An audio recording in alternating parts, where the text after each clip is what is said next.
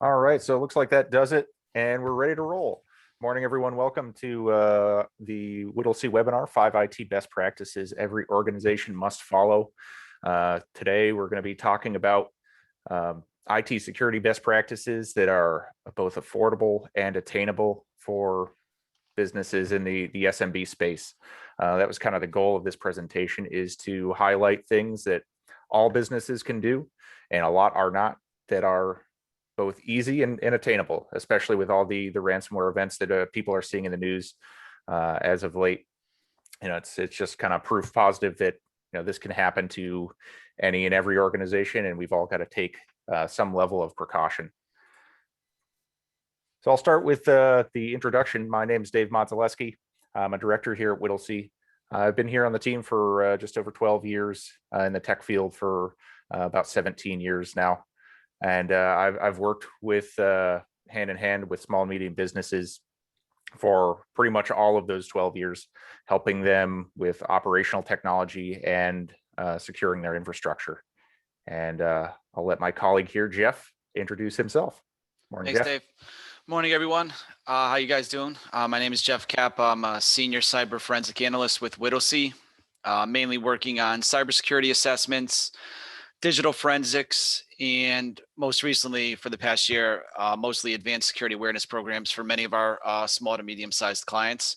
13 years in the technology field. I've been with Whittlesey coming up on 2 years now. Awesome. Thanks, Jeff. And a reminder too, if you do have any questions during the course of the presentation, sometimes it's kind of fun to keep it a little bit dynamic. We'll have some polling questions we're going to send out, but you can use that Q&A feature right in the Zoom meeting, and we'll try to address those as we go, or certainly at the end of the meeting if we can't get to them in the middle of the presentation. So we'll cover some of the agenda for today. So we're going to touch on, again, stuff that's attainable and affordable for small and medium businesses. These are all action items that you could take back to your company and have a tangible improvement in security for a relatively small investment in both time, effort, and money. So we'll be covering cybersecurity training programs, so educating end users on what to be aware of, preventing email compromises with two-factor authentication and email encryption, protecting your network with low-cost network security add-ons, backing up data and keeping it safe from ransomware.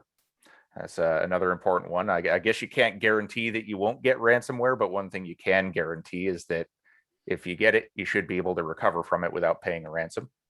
And then management of passwords and new guidance from NIST. And that's the National Institute of Standards and Technology. So I'll pass it off to Jeff here. He's going to cover the cybersecurity training portion. So Jeff, take it away.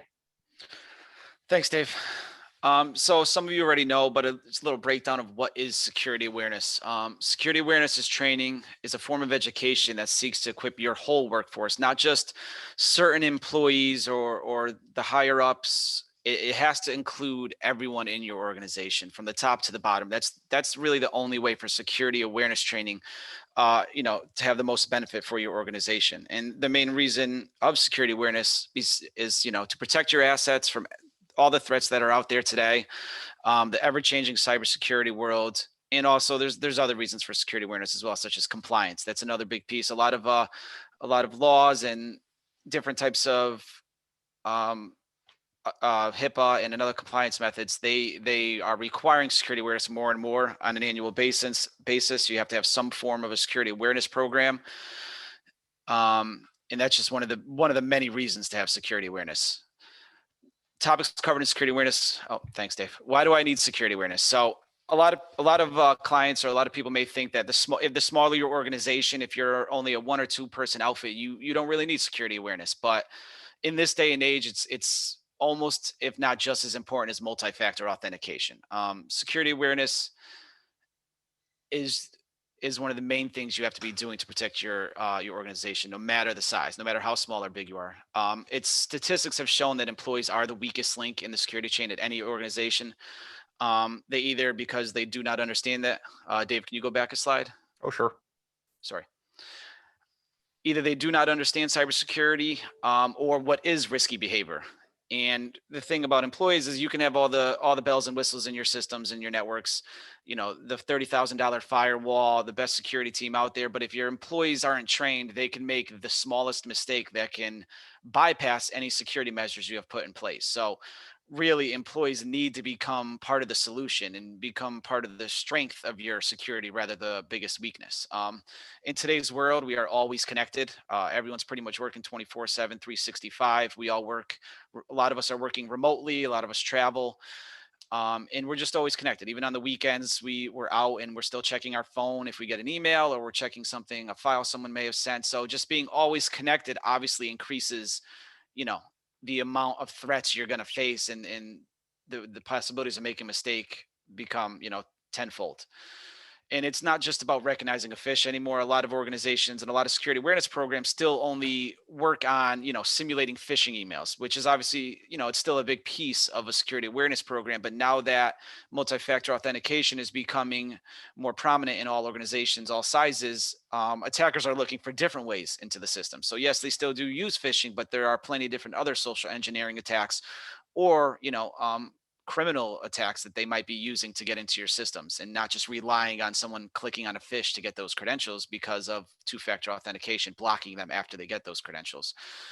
Compliance, as I said before, compliance is very important. Security awareness, you can have all your employees brush up on any compliances that you may need to be complying with as an organization. So that's also part of a security awareness program. It doesn't have to always focus on just, testing on security or reviewing modules on security. It can also do with compliances that your organization has to uphold.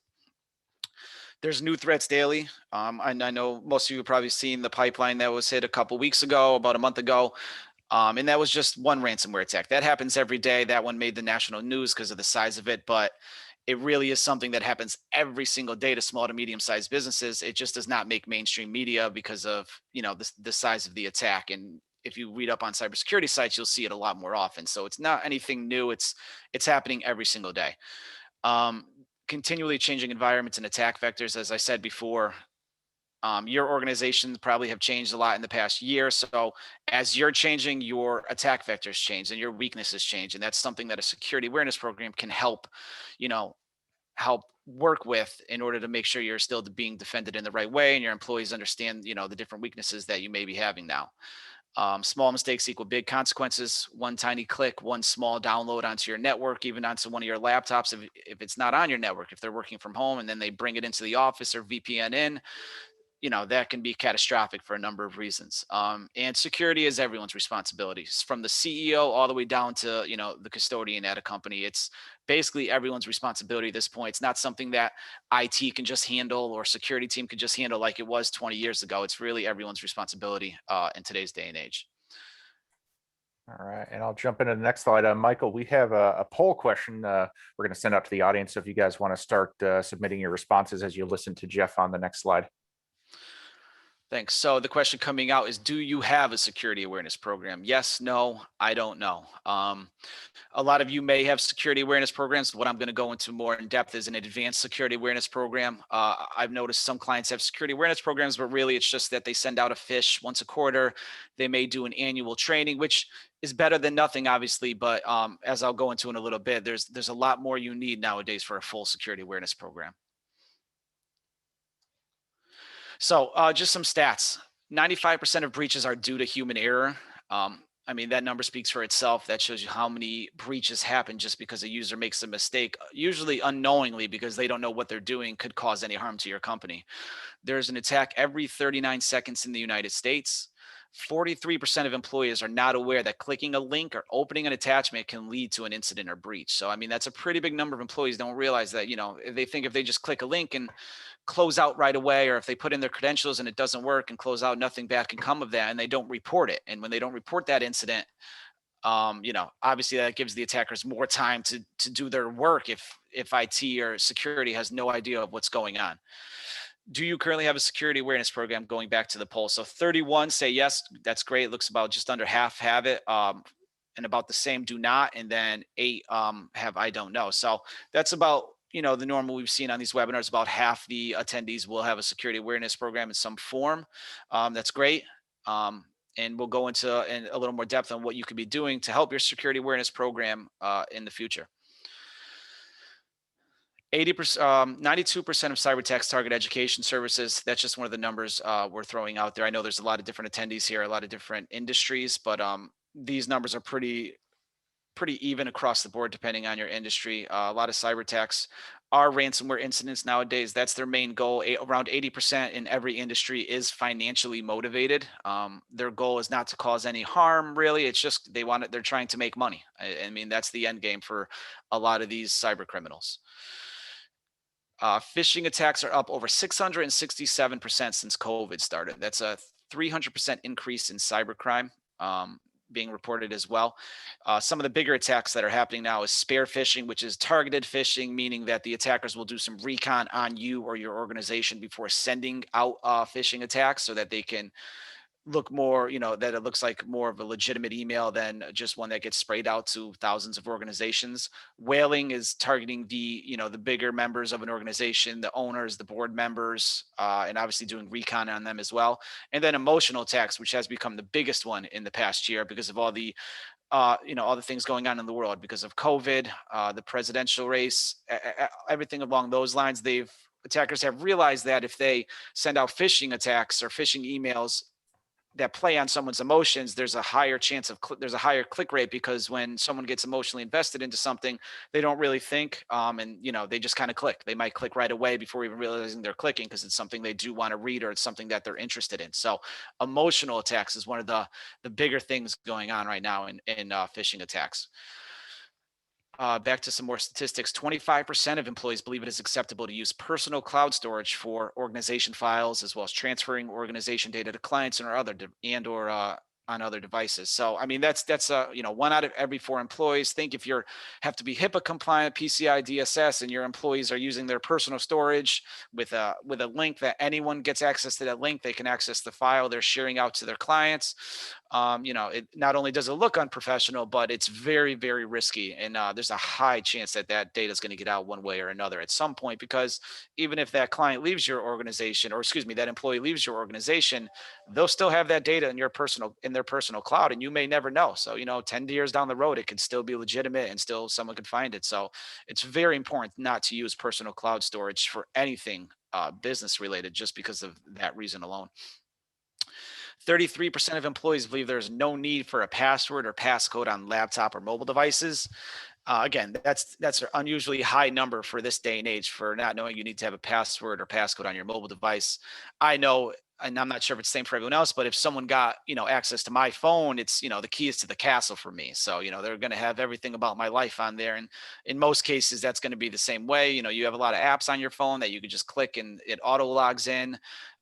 So not knowing that you need a password or passcode, or having 1111 as your passcode is, not something you want to be doing anymore.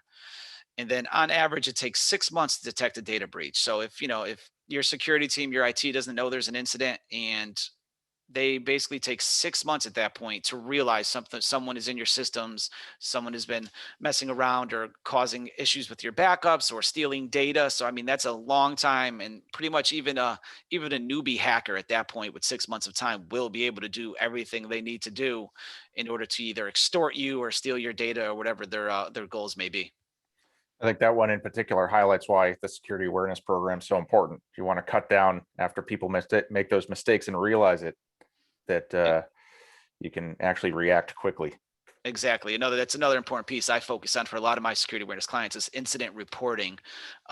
Users have to know that it's, if people make mistakes, a lot of the times employees don't report their incidents is because they are nervous that they're going to get in trouble. But, it's something we try to teach our employees that, incident reporting is absolutely essential to any good security.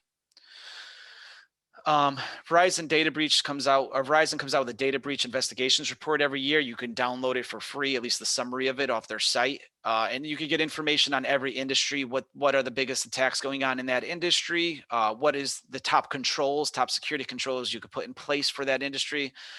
And the main thing to take away from this slide is that no matter the industry, for this year, the top control is implementing a security awareness and training program.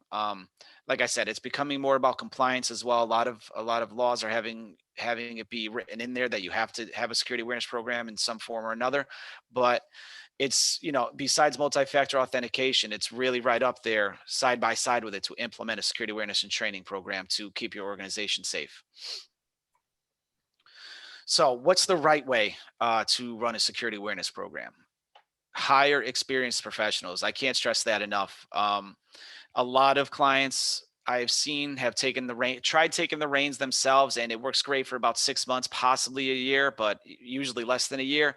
It's not something that's part-time anymore. It's something that has to be managed full-time. And I'm not talking about, like full cost. And I'll go over a little bit of cost that usually a security awareness program should end up costing you, but it's something that experienced professionals need to be doing.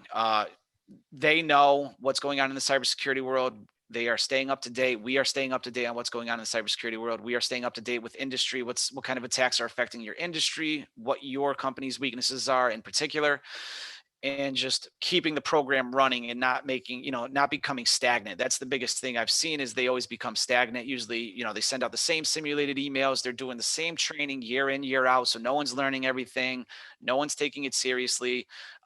Users that take the training will just start the video and minimize it and then just go back to work. And when the video's done, they'll go and try to pass the test. And if they don't, they'll just repeat the process till they pass the test. That's one of the main things I see when you do repetitive training. So we pride ourselves on saying to hire experienced professionals and making the learning of security fun. Try to make it as fun as possible. Try to keep it fresh, keep it different, so that you're learning different things and you're not just doing the same old thing over and over again.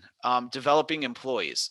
Obviously, that's the main reason for doing security awareness is you want to develop your employees. You want to see your employees grow and becomes part of the solution, not part of the problem.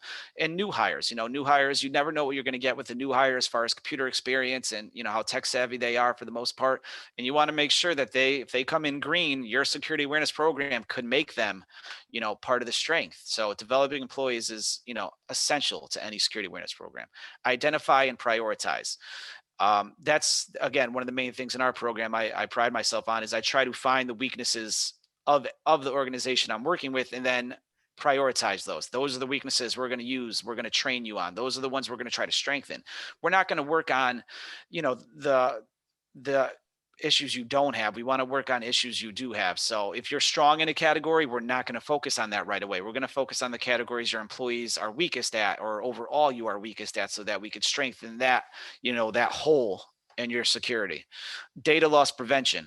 It's not just about security, like I said, protecting or defending against phishing or other social engineering attacks. It's also about data loss prevention. It's about making sure your employees are handling your data the right way, your any PII, EPHI, confidential data, anything you may have, so that they know what to do with that data properly, and they're not just putting it on a flash drive and taking it home, or putting it on a flash drive and giving it, to your client.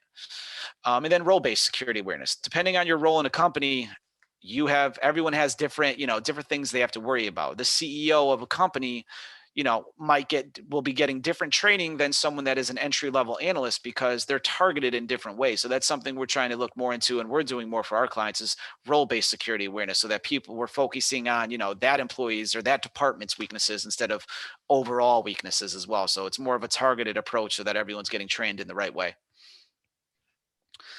So I know I've harped on it a bit already, but training, and then some more training. I mean, that's, one of the only great results, in proficiency is with doing quarterly training. I'm not talking about doing the same training over and over again. Like I said, we in most security awareness programs, they should be sending out different training each quarter that focuses on different topics or things that are relevant in today's world. So repetitiveness can be cumbersome at times, but it does really help users learn. So focused quarterly training, assessment tests, so you can gauge where your employees are at the beginning, and then where they are if you send out the same test a year from now. New hire training is essential. Automated new hire training is essential to any organization, because like I said before, with your new hire, you don't know what they know about security awareness. So you want to make sure they come in, they take an assessment so that you know where they are as far as different security categories, and then you want to train them, and that should all be automated. So as soon as that new hire gets their mailbox, one of the first emails they see is, Hi, congratulations on being, your new position. Please complete this training before you start using our systems and our network. And there's list out, the assessment test and a bunch of training they should have to take before starting. Remedial training. If someone fails a simulated phishing email, they should get remedial training that focuses on phishing emails, not just some overall security category. They should have some type of training or interactive game that comes online and they have to complete it and show that they know what a fish looks like, and that helps. There's tons of games and micro modules on phishing that help users understand what to look for once they get a fish. Role-based training, as I said before, and then compliance training. If you have to be HIPAA compliant, there's plenty of HIPAA compliance modules. Sarbanes-Oxley, there's plenty of compliances for any organization out there, and that's another big piece of security awareness. Next slide, Dave. Thank you. So keys to success, leadership. Like I said, I've been doing security awareness for probably about 1.5 years now on most of our clients, and the ones that are most successful, it starts at the top. If the top takes it seriously, it does have the trickle down effect where the rest of the organization starts taking it seriously. When leadership says, oh, I'm on the board, I don't have to take it, or, I'm not the problem, so I don't have to take it, that also trickles down. And if they see the top not taking it, then the directors will stop taking it, then the managers, and it just really becomes a snowball effect where everyone starts ignoring the training. And that's obviously what you don't want. So it does start at the top, and rightfully so. The top is targeted more than anyone else in an organization. So while they may not think they are the weakness, they are targeted the most. So that gives them a higher risk score right off the bat. And leadership has to take it important. Compliance, very important. As I said, always updating, always improving, making sure it does not stay stagnant. Got to stay up to date on what's going on in today's cybersecurity world, and always updating it depending on how an organization may fluctuate or change, or on their weaknesses. Measurability, that's where the keeping track of scores, keeping risk scores, taking assessments, that's where that all comes into play. You got to be able to measure how the security awareness program is working. Anyone could say their security awareness program is working great, but there's got to be a way to measure it, and that's something we do provide in our security awareness program, is the ability to measure success. Be relevant. Some clients have actually started doing incentives for, every 5 simulated phishing emails that you report. If you use the fish alert button, as it's called, and report it. If you report 5, you may get a gift card. If you do great on the assessment, you may get something else. So there's a lot of different incentives that some clients actually do to try to promote taking the security awareness program seriously. And then variety.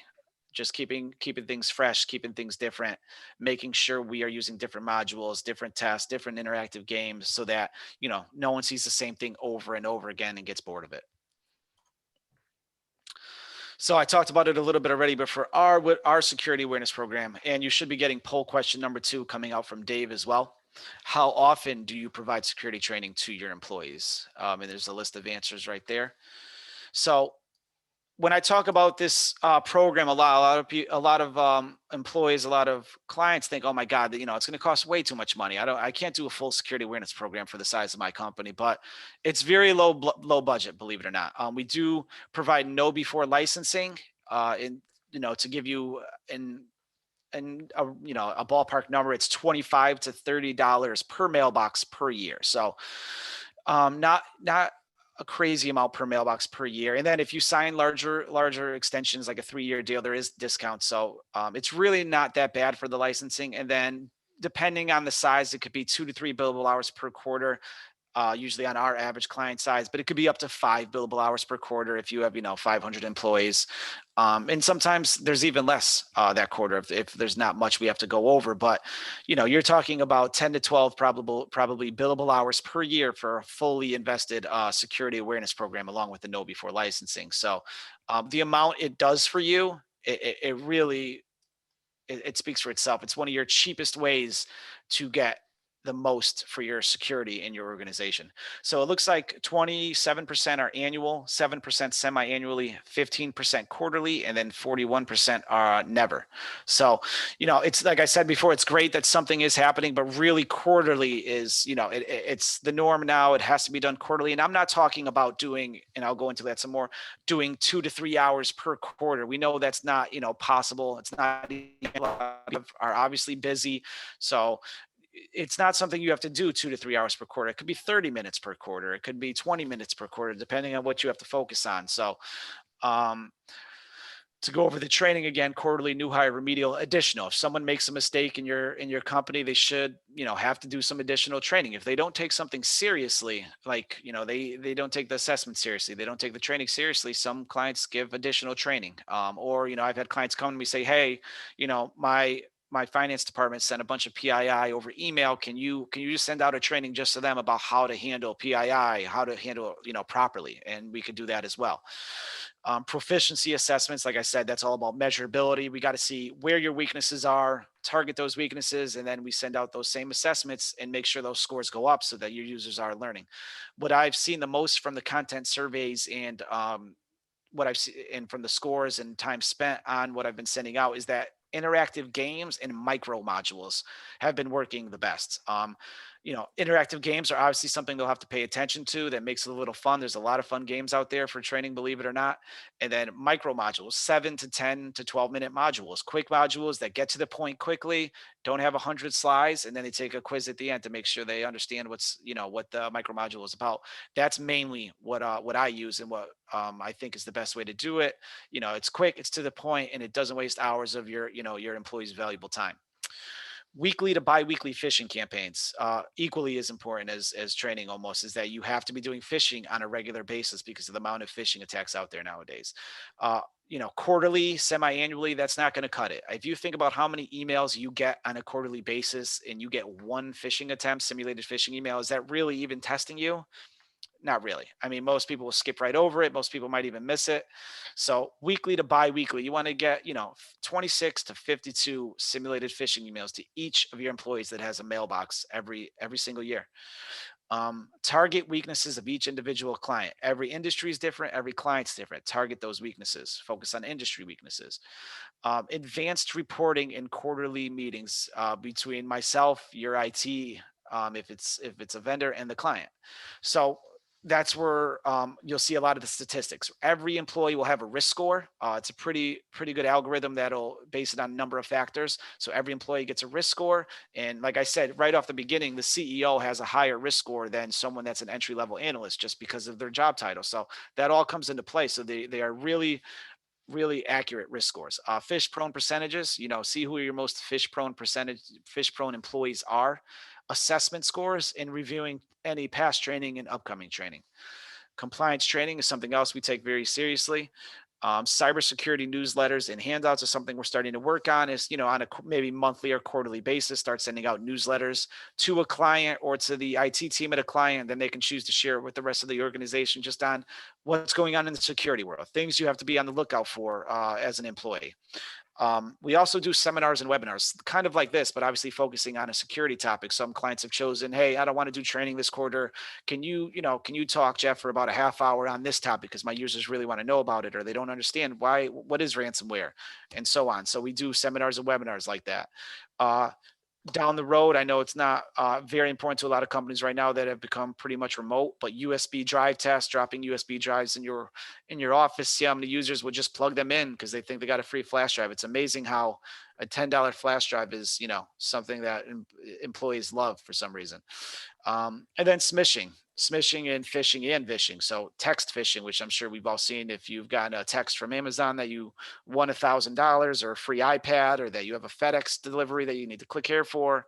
And then there's voice phishing, which is, obviously the same thing as phishing, just over the phone, which is becoming more important because they're not just out to get information that way. They can also be trying to record your voice for some kind of voice recognition system that they're trying to access. And in both letters down there, security awareness is no longer a part-time job. That's the main thing that goes into this. It's not something you could just do when you feel like it. It's something that has to be taken seriously at all times. It has to be focused. So we're on to a new topic now. I can't agree with you more, Jeff, on those quarterly report meetings. Once employees realize that the organization takes it seriously, that's when real behavior change actually starts.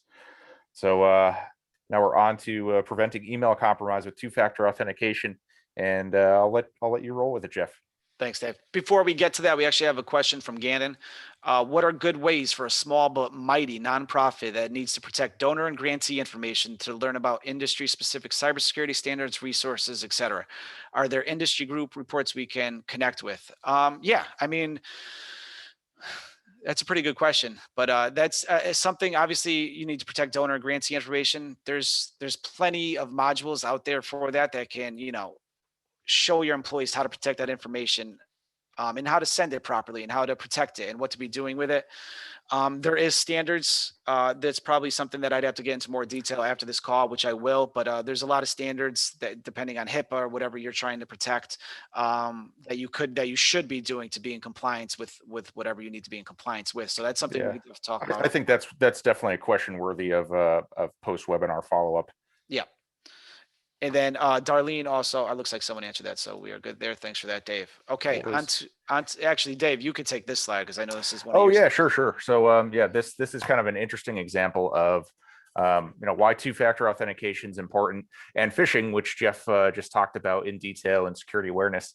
So this is a series of emails that actually came from a real client and incident response experience.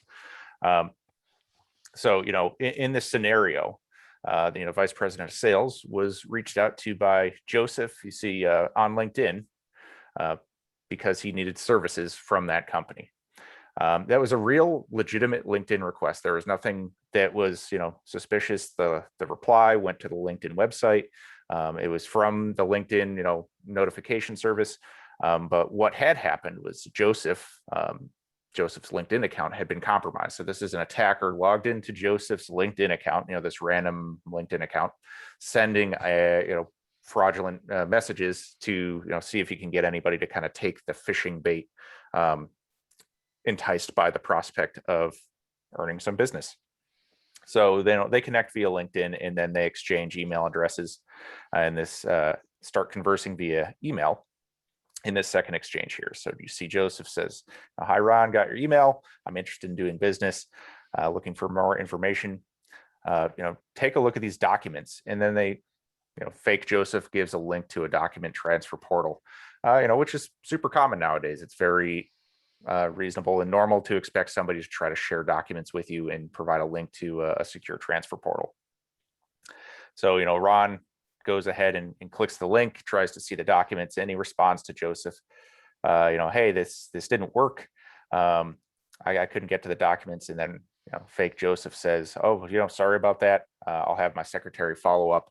Long story short, guess what? Ron never heard from Joseph again. What happened was, when he clicked that link to see the documents, Ron, being like many users, he was met with a logon page to access the documents. He just used his work email and the same password, because who wants to bother creating a new password? So he went ahead and logged in, tried to log on with his email address and password. He gave away his credentials to a hacker, and then that hacker sat on Ron's account for about 2 months, and waited till he saw the details of a wire transfer being negotiated, and inserted himself right in the correct time at the conversation to convince the accounting department to change the banking information and wire $68,000 off to the attacker's account. So, this scenario could have been prevented with better user education, and certainly with two-factor authentication. You can give away your password all day long, but if the attacker can't log in with two-factor, then they can't get in even if they have your password. So they can't commit fraud and fake messages. I'll pass it back to Jeff now.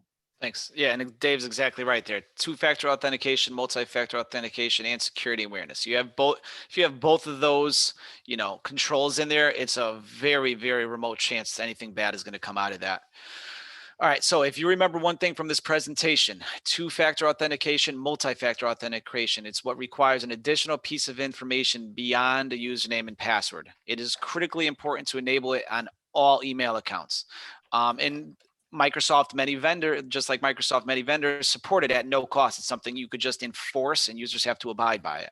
It does not require you to prompt every time you open your email application. So that's one of the drawbacks we get when we say we want to enable 2FA, MFA. Oh, every time I open Outlook, I don't want to have to, go to my phone and approve it or type in a code. That's not how it works. For, your personal devices and your personal Outlook client, you do it that first time, and you could be set forever. You could be set for 60 days. You could be set for a year, whatever kind of setting setting or configuration you put in place. This is for those, logins that may come from a different computer, or if you're out and you have to log into, office.com on your friend's computer, those ones, or if you're not at home on your home Wi-Fi and it doesn't recognize the network, that's where MFA becomes most important. So that's where it will verify you. So the different types of 2FA, MFA, the best one out there is using a program like Duo, where you go to log into a client, you get an alert on your mobile device saying, hey, someone's trying to log in from this location with this IP address at this time. Do you approve or deny it? I mean, it's pretty self-explanatory. If that's you, you click approve. If not, you deny it and you report it. There are others though that, are very, very strong, not as strong as that, but very, very strong. You log into a site, it'll send a text or a phone call to your phone reading off a number, and then you put that code in. So, I mean, unless someone is doing something like SIM card swapping where they can steal your number, that's very hard to buy. It's almost impossible to bypass right now anyway. And then the final one is an authenticator application, where it changes every 30 seconds or 60 seconds. You go to log into your Gmail account. Hey, you got to go into your authenticator app. Give me the code that's current before it expires. And then it'll approve your login. And I would say the authenticator approach is probably the strongest, because it requires the user to type information back into the logon screen, and the attacker has no way to, fraudulently receive text messages or receive that authenticator information. Very true. And it's important with that Duo is some users might just approve it because they think it's them, when, it could be an attacker and they just don't realize how catastrophic it could be to approve it. So I think we got poll question number 3 here as well. Thank you. So do you have two-factor authentication? Basically we're probably asking here on your mail, do you have two-factor authentication? But you should have two-factor on anything public facing, but do you have 2FA in any form at your company? While we wait the results of that, why 2FA? An attacker cannot get into the system without the second authentication, like we just talked about. So if your password is stolen, there's still a very good chance they will not be able to get in, and the password will be reset before they can keep trying. Small and medium-sized organizations are becoming targeted more each year. That number grows every single year, just because they realize small and medium-sized businesses do not have as much security. They don't have 24/7 security teams protecting their systems, so they are easier targets. If your password is stolen and an attacker tries to access the system, and the authentication method will alert you, and the attacker when the attacker's trying to gain access, and then your password's been compromised. It's time to change it there and wherever you may use it. So, do you have 2FA? 56%, so over half do have it. Yes. 41% no, and 3% do not know. So for those no's, I mean, that's something. Literally after this presentation. Yep, exactly. Go talk to somebody. After this presentation, bring it up the ladder or talk to your IT, whatever needs to happen. I mean, it's something that is an absolute essential in this day and age. It's not an option. And in my opinion, not an option personally either, not just with work-related accounts. So it is more than likely you are already hacked in one way or another. Data breaches happen every day. A single compromised user account password will be attested by the attacker in various ways. You can check your email addresses at that site there. There are other ones, but that's one of the prominent ones. Have I been pwned? You just go there, type in your website, and it'll let you know in the past 15 or so years what breaches your email address that you just typed in, what breaches it's been a part of, and what has been stolen in those breaches. So it might say the Target breach from I think 8-9 years ago. Hey, you had an account on Target, it was breached, they stole your password, your job information, your physical address, your password, like I said, and any other information it might have stolen. So that's how you will find out which accounts have been breached and which passwords have been breached. So if you had a Target account and you use that password everywhere else, the attackers will try that password and account on millions of different sites. And it's not like they'll do it one by one. They'll have a script they run and just input that information, and it'll try on a million sites and let them know which ones are successful and which ones aren't. So it's pretty much something that's instantaneous. And finally, data breaches are expensive. On that number, that figure right there, on average, it takes 45 days and $35K per day. That is for larger clients, but even for smaller clients, it is very expensive for the forensic investigation to take place.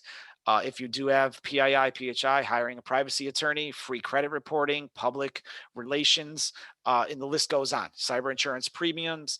I just worked on a client, and it took over a month, and it was probably over $100,000 all said and done for them to complete the investigation. So, it is very costly compared to how much MFA and security awareness would cost to to protect you from that. And we've got a live question here, and somebody mentioning that we say a lot of items in IT are full-time jobs. What are your thoughts on the fact that IT staff are often overworked with out-of-balance company staffing to IT ratios? Do you foresee changes with regards to IT spending to operational budgets based on the current cybersecurity environment? I mean, I would say yes. There's probably got to be some, I guess, coming together of those two things, because we do run across a lot of organizations that have been deprioritizing IT spend for a long time. And it's not uncommon to see places that they've been neglecting the IT budget because they've just focused on it as a cost center. And then they end up in a world where they've got a bunch of different security vulnerabilities. Things don't work well. They potentially end up the victim of a hack or a breach. So it's one of those things a lot of companies are going to kind of have to wrestle with a little bit, in that the IT is operations. It's how you do business, and you have to treat it just like any other department and any other expense. You have to maintain your facilities and the equipment that produces your product. You have to maintain the technology that supports your employees in delivering whatever service you're delivering. So yeah, that's a significant problem, and a lot of companies are going to have to try to address it. And those that don't, they run a risk. From a staffing perspective, some organizations, they look at doing something like a co-managed IT situation with internal IT staff augmented by a third-party service provider to help cover support requests or projects and that type of thing. So there's a lot of ways to tackle that scenario. But yeah, the short answer is yes, there's a big discrepancy between what a lot of organizations spend and probably what they should or will have to be spending over the coming years. Absolutely. So where should I enable 2FA? The quickest answer, the shortest answer is everywhere, both business and personal. It can be set up just about on anything nowadays. The example I use is even ESPN.com, which probably has barely any information. You can even enable 2FA on your ESPN account if you're just for their website. So in today's world, I recommend adding it to all accounts, both business and personal. Like I said, you're talking email, remote network access, web browser logins. Also, don't save your passwords to your web browser. And we'll go into a better option. Dave will go into a better option than that. And don't save credit card data on there either. That is not protected. It's saved in your cookies. So do not save to your Google Chrome, your Edge, your web browser. Don't save anything into there.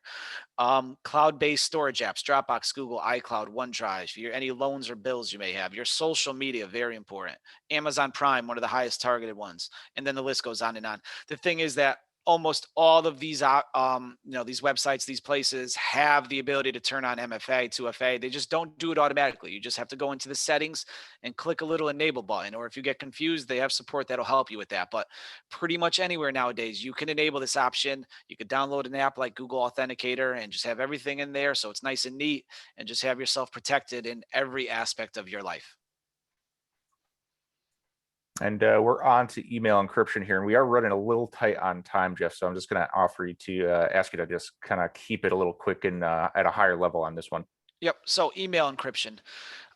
There's different ways to encrypt your email. Obviously, PHI is sent over email at most companies. That's why they try to steal those passwords. They extract all that data from your email, your mailboxes, and sell it on the dark web. And it's very important to use email encryption. There's different types. Manual encryption, just put in keywords such as secure and encrypt, so that when it transitions to, goes over the public internet to the whoever you're sending it to, it won't be readable. It'll be encrypted until it gets there and decrypts. Unfortunately, that means in your sent items, in the whoever it goes to's inbox, it'll be decrypted and be there in clear text. So it doesn't protect you if their credentials or mailbox information is stolen. There's automatic encryption, where if someone, you could put in algorithms into your mail rules, where if someone sends out an SSN, it'll look for clues so that it'll encrypt it for the user if they forget. And then there's third-party encryption via email notification. So in plain text hello, it encrypts so that that's what the user gets.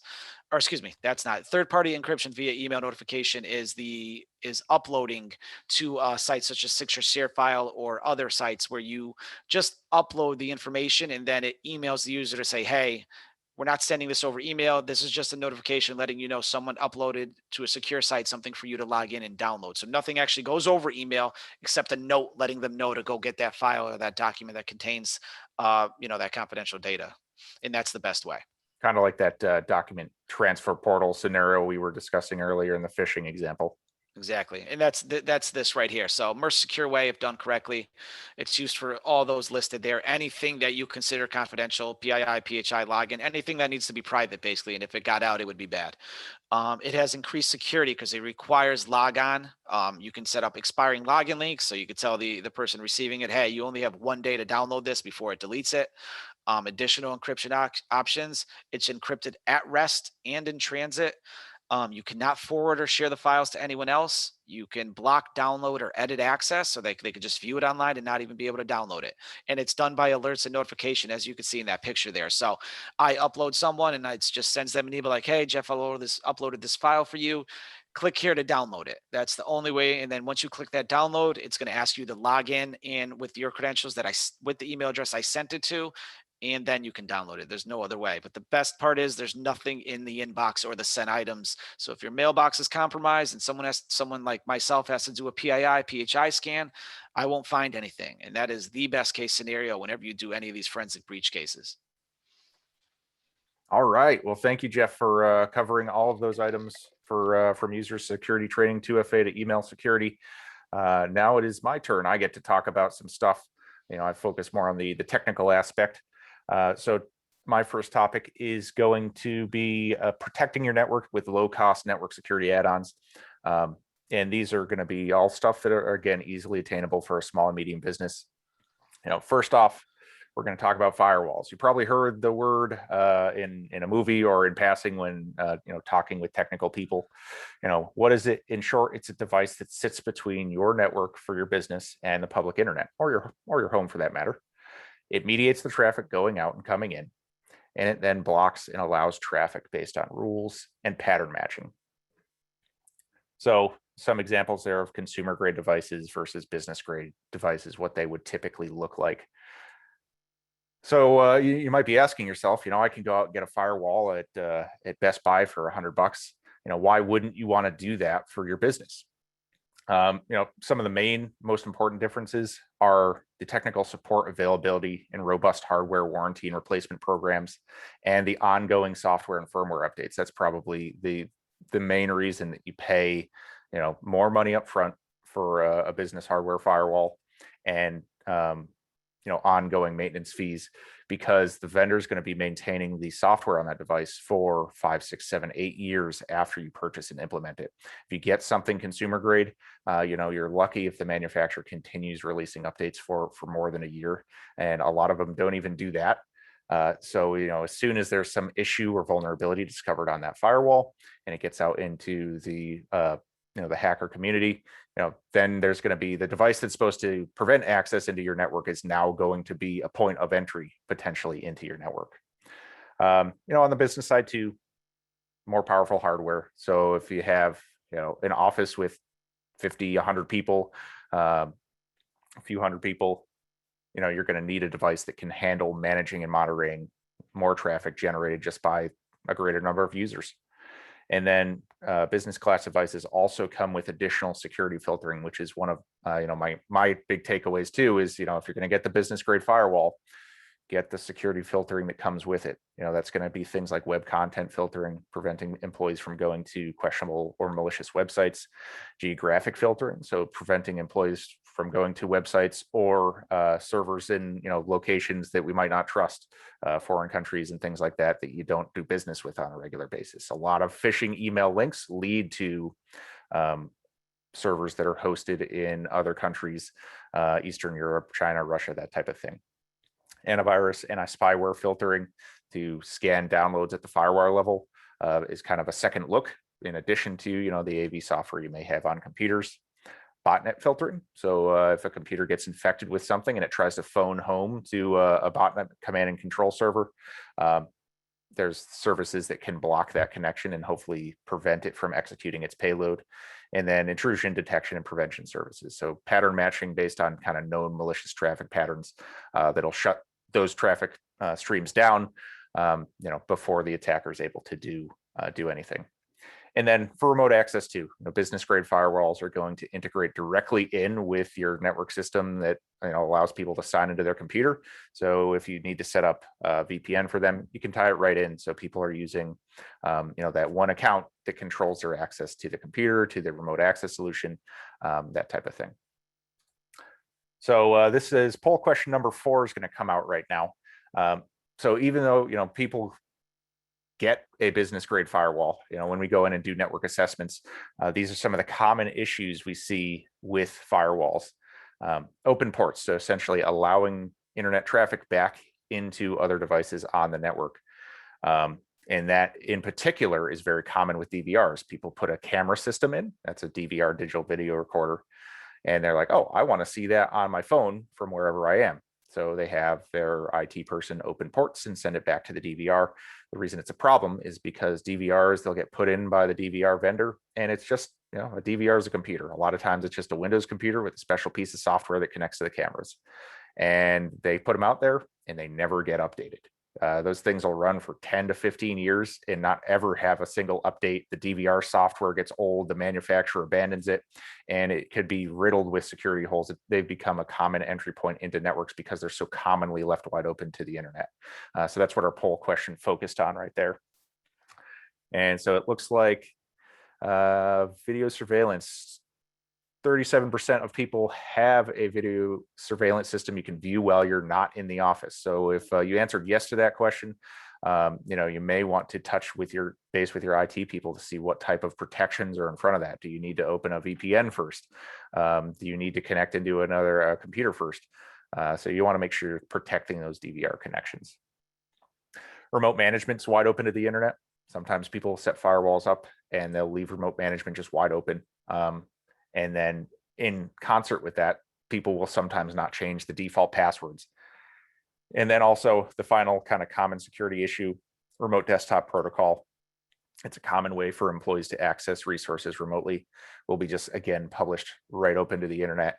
As soon as we see that, if you look in the security logs on the computer with remote desktop protocol exposed to the internet, you'll see hundreds or thousands of logon attempts per hour, just attackers guessing usernames and passwords, because that's super common.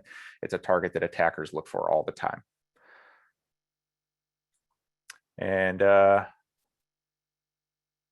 we actually have somebody mention here they log in through a VPP, I'm guessing a VPN to remote desktop, secure, then review cameras. So that's typically an acceptable way to do it. So putting that DVR behind a VPN, or VPN to a remote desktop to the DVR. You'd want to make sure you protect that VPN with two-factor authentication as well, because that's a potential entry point. And you can tie usually two-factor into VPN services too.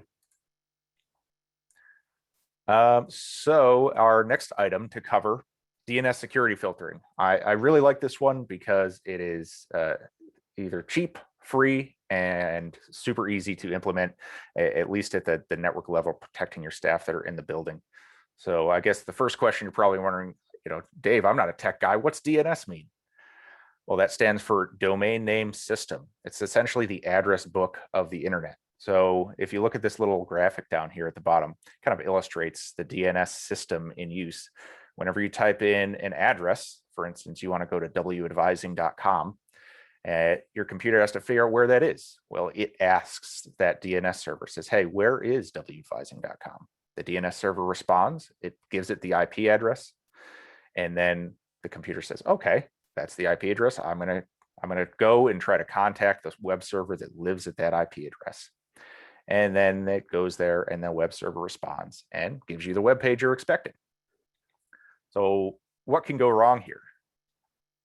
So let's say you get a malicious link directing you to a phishing website or a website that hosts malicious software.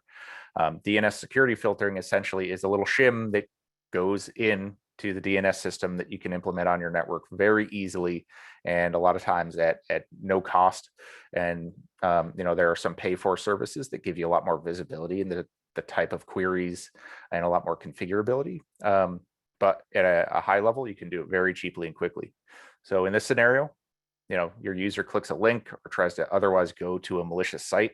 It asks the DNS server that has DNS security filtering. And the DNS server recognizes that that's a malicious URL and says, nope, that doesn't exist. So from the user's experience, nothing loads up at all. And they've been stopped from, going down that potentially malicious rabbit hole. All right, so the next one, backing up data, keeping it safe from ransomware. This one's particularly important as of late. You've heard of all the attacks and the havoc that they wreak.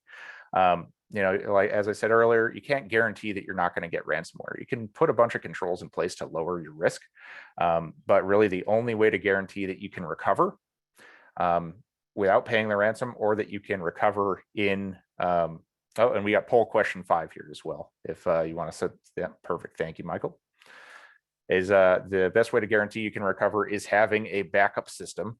It's probably one of the most critical components of any IT security plan. Consider what would happen to your organization if your data disappeared. Would you survive? How painful would that recovery be? Many organizations don't have backups, or they never verify their functionality. So common failures, again, that we see all over the place in small, medium businesses, not-for-profits. Tape backups, old, antiquated technology, takes a long time, unreliable. We really should be moving away from tape backup as an industry unless there's a real specific use case that justifies it. A lot of places use just a USB hard drive on a server or workstation.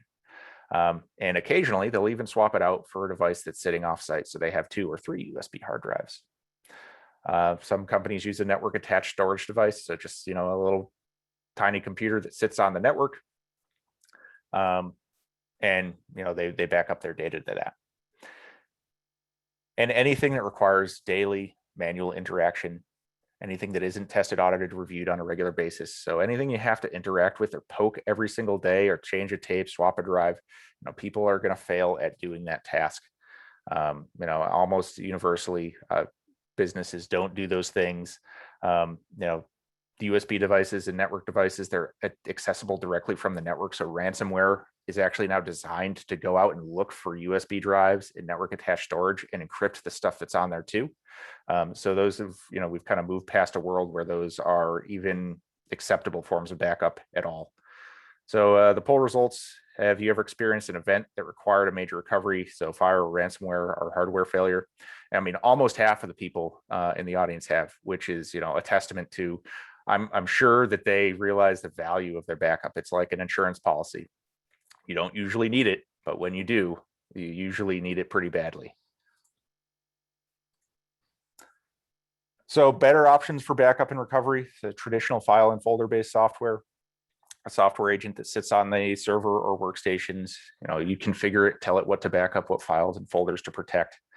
And then it synchronizes those off-site every day or a couple times a day. It only protects the data, not the configuration. And then the restore process can take a long time. So, well, this is better than, some of those failures that I mentioned earlier. This is still kind of the middle of the road option. Better than nothing, but there's still better that we can do in the SMB community if you want to have fast, reliable recovery times.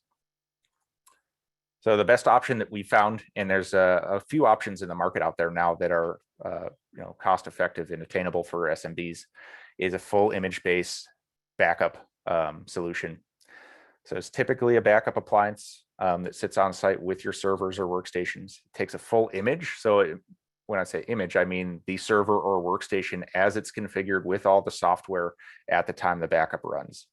The restore is much faster because the data is locally available, and you don't have to reconfigure everything because the configuration is already captured in the backup. Some of the best solutions allow you to turn your servers on in the cloud. So if you have a full site down disaster, or hardware failure where you can't get those servers back up by recovering them locally, you can turn them on in the cloud and kind of work around in a disaster recovery scenario until you can recover an actual place to begin working from again. Some familiar products are Datto, Veeam, and Unitrends. And I've got poll question number 6 here to send out about the type of backup that you have on your network. And I included a 40-second video in the presentation because I just wanted to show a demo of how quickly, if you're using an image-based backup solution, you can actually recover from a failure. So, in this scenario, I just took a sample server, started a timer, and now I'm booting it in the cloud. You see, I skipped a little time here, sped things up so we didn't have to sit through and watch everything. Going through a couple configuration options, choosing how to turn the server on in the cloud, and saving and starting the virtual machine in the cloud. So it's starting up, and I've got my URL to access it. And here I'm connecting, and you can see that server is turning on as it was configured at the time of its last backup in about 3 minutes and 30 seconds from when we decided that we needed to turn that server on in the cloud. So, I mean, that's functionality that 10 years ago, it just was not available in the SMB space. So going on to the poll question, it looks like we got about half of our audience is using full image-based backup software. So that's awesome. Very great. Yeah, and then the remaining 25% or so using file and folder, USB, or tape backup. It's probably worth investigating. What getting image-based backup solution would cost, and how that would work in your organization. So we got a couple questions here. So we got, is OneDrive a backup option? So OneDrive does provide you some recoverability. Typically it'll give you 30 days of recovery time. Even with something like OneDrive, we recommend tying in a third-party backup service to that, so that you can go back more versions in a longer period of time. Say for instance, somebody maliciously deletes something and you don't realize for a period of time. So even with Office 365, we recommend tying in a third-party backup solution. So password management and new guidance from NIST. Poll question number 7. So we've all gotten used to the idea that passwords should be changed regularly. The new guidance is that no, do not change your passwords regularly. People hate it. It's super annoying. And the ultimate result is you just end up with an organization full of passwords written down on sticky notes, taped onto monitors, on bulletin boards and keyboards. That's not a whole lot better than anything else, really. So the idea is to only change the password if you have a sense that there might be a risk of compromise. You've typed it into a suspicious site. You've used it at another site that you realize, like, oh, there was a LinkedIn breach and I've reused that password everywhere. Okay, go ahead and change your passwords now. Password should be at least 8 characters. You need to set an account lockout threshold, meaning that if somebody tries to log into the account and fails more than a few times, then the account will be locked for a period of time. It dramatically slows down how long it would take a brute force attack to be effective. And then don't reuse passwords across various websites. So, and timely, we've got the poll results. Do you reuse the same password across multiple websites? Yeah, more than half of people say yes. And that's super common because who wants to think of new passwords for every single website? Not me, not you. I don't blame you for reusing passwords because it's impossible. You probably got 400 logons and you're not going to be able to think of a unique password for each of them. So what's the solution? So we know don't reuse the same password everywhere. Don't use simple passwords. Don't use passwords that can't contain information about yourself. Don't write down your passwords. Don't share your passwords. How many passwords do you have? How can you possibly do this? I'm saying something, it probably seems impossible. There's an answer. So password managers, that is the answer. Many are free for personal use. And the idea that is you use a password manager. That's the one password that you have to think of, make it a good password, protect the account with 2-factor authentication. And then the password manager takes care of generating, filling, remembering, and saving the passwords for every other site that you create an account for. So now you just have that one, and you can follow all the rules, and you only remember your one password.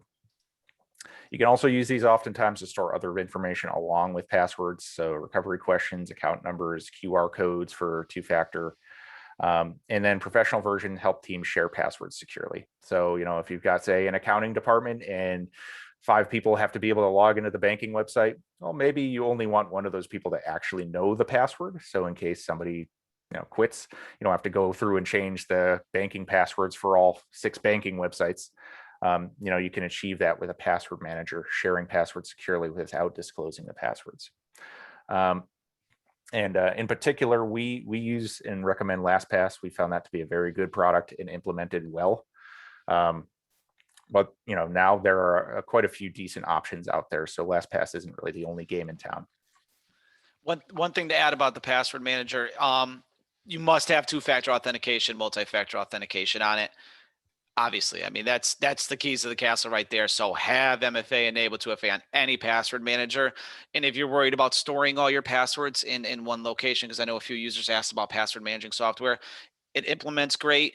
And on the back end, the companies like LastPass, Dashlane protecting it, there's multiple encryption methods they have in place that if they're ever hacked, and it would take centuries for it to be decrypted without the decryption key. So very protected as long as you have MFA on it. And you can integrate personal and business. So you can keep them segregated, but inside one account, if you use one web browser for all your logins, which is great. Awesome. So conclusion, we're finally here at the end. You now have 5 or 6 tangible, attainable things that you can take back to your company today to actually increase your overall security and protection from ransomware and other threats. So we talked about protecting your email accounts and other public facing accounts with multi-factor authentication. Like if you're not doing that, which is about half of you aren't, make today the day where you start down that path of turning two-factor on.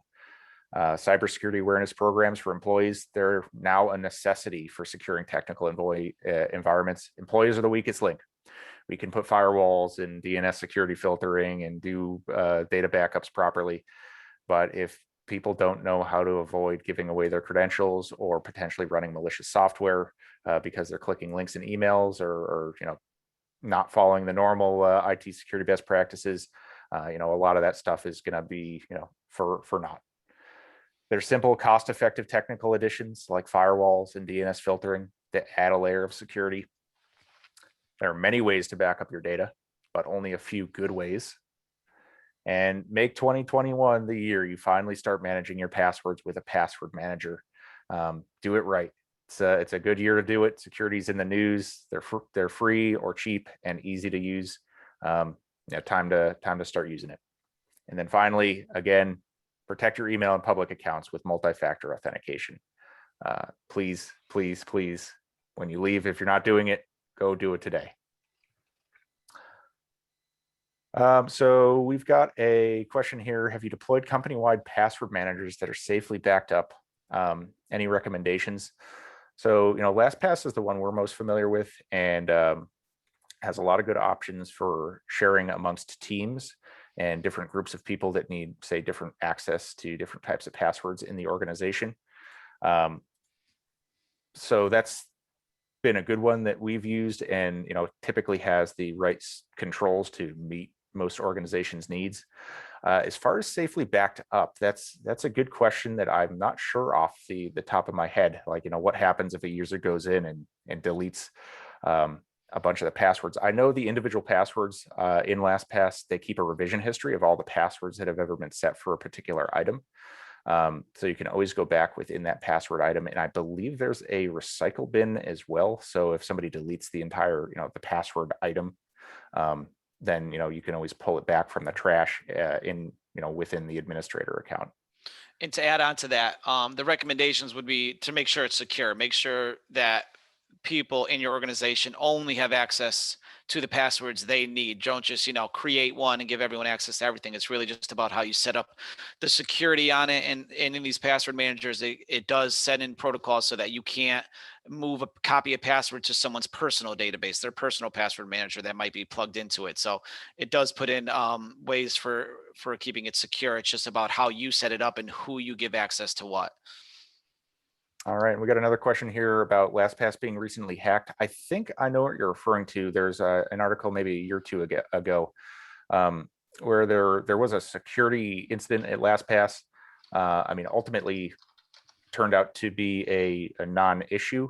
But I suppose, the question is relevant. It could be an issue for any password manager that is hosted in the public cloud.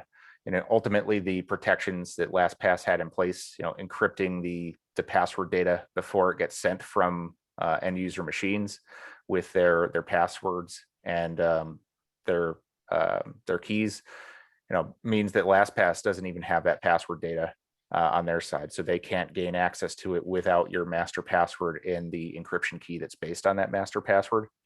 So that's kind of the secret sauce in their equation that protects your accounts, even if they do have a security incident.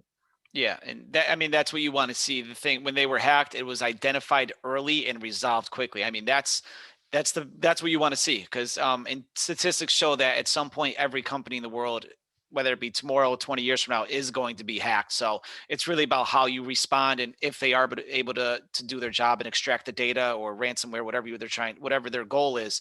And it was a quick hack. They resolved it quickly, and they weren't able to steal any of the passwords, or even the encryption databases to try and decrypt the passwords. That was the best part. So I think we've got all the questions answered so far here. Certainly, if there's anything else anybody wants to follow up on, any clarification on what we touched, or you just want to kind of bounce some ideas or talk cybersecurity, and what you might be doing or not doing in your business or organization, Jeff and I's contact information is up on the screen. You could shoot us an email, give us a call. We're always interested in talking shop with our clients and in local small businesses to help give them the best advice.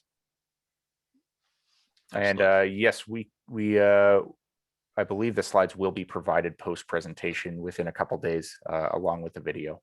Yep. All right. Well, in that case, I guess we'll wrap it up. Thank you guys. Thanks everybody for attending. I appreciate your time today.